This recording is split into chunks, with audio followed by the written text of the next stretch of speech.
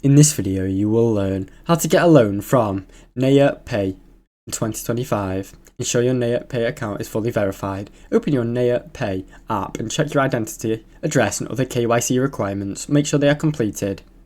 Only verified accounts are considered for loans. Make frequent transactions and maintain good activity. Use your NayaPay wallet regularly. Send money, receive payments, pay bills and use, because loan eligibility often requires transaction history and account activity. Open the loan or credit section in the app. Within the NayaPay app, locate the menu in the lending, credit or loan offers. This will be under the wallet or credit or offers section. Check your availability, loan limits and terms. If eligible, you will see a loan limit, how much you can borrow. You'll see interests, fee terms and repayment periods, and as well as other conditions.